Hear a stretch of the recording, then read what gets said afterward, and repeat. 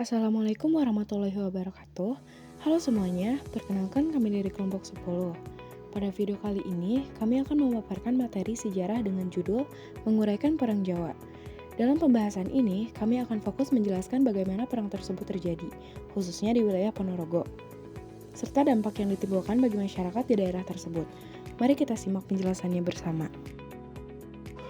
Berikut adalah anggota kelompoknya. Baik, kita langsung masuk ke pemaparan materinya. Yang pertama ada pengertian. Perang Jawa adalah peperangan besar yang terjadi antara pihak pribumi yang dipimpin oleh Pangeran Diponegoro melawan pemerintah kolonial Belanda. Perang ini berlangsung dari tahun 1825 hingga 1830 di wilayah Jawa, terutama di Yogyakarta dan di sekitarnya. Perang Jawa dikenal juga sebagai Perang Diponegoro karena tokoh sentral dalam peperangan ini adalah Pangeran Diponegoro. Selanjutnya, ada penyebab terjadinya Perang Jawa di Ponorogo. Yang pertama, pajak dan beban rakyat yang tinggi. Rakyat Ponorogo ditekan Belanda lewat pajak berat dan kerja paksa rodi. Yang kedua, kesenggaraan ekonomi. Tanah pertanian rakyat makin sempit karena banyak yang diambil Belanda. Yang ketiga, kedekatan dengan basis perlawanan di Ponorogo. Ponorogo jadi salah satu daerah pendukung pergerakan Pangeran Diponegoro, terutama karena wilayahnya strategis di jalur selatan Jawa. Yang keempat, keterlibatan tokoh lokal. Banyak bangsawan dan ulama Ponorogo ikut bergabung mendukung perjuangan Diponegoro. Yang kelima, ketidakpuasan rakyat terhadap Belanda. Sama seperti daerah lain di Jawa, masyarakat Ponorogo menolak keserakahan Belanda dan ikut bangkit melawan. Nah, selanjutnya ada latar belakang. Sebab khusus, pemasangan patok-patok jalan oleh pihak Belanda yang melewati tanah makam leluhur Pangeran Diponegoro di Tegalrejo tanpa izin.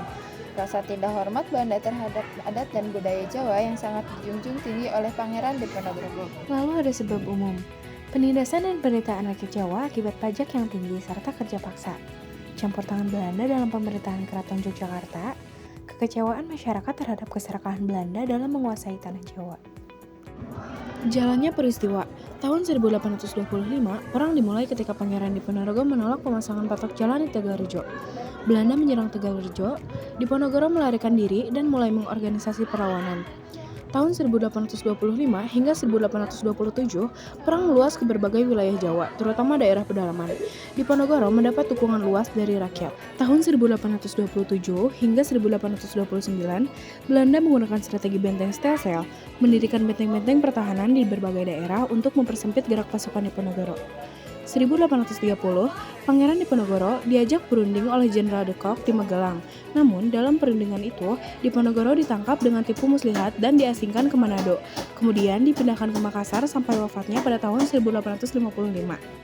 Nah, ada pengaruh terhadap kehidupan saat ini. Non-fisik, meningkatkan rasa cinta tanah air dan semangat pantang menyerah dalam menghadapi tantangan bangsa.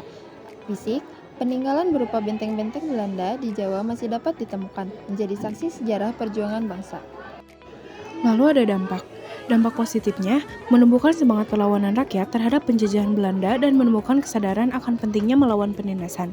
Selain itu, perang ini juga mempererat hubungan antara bangsawan, ulama, dan rakyat biasa yang bersama-sama berjuang melawan penjajah.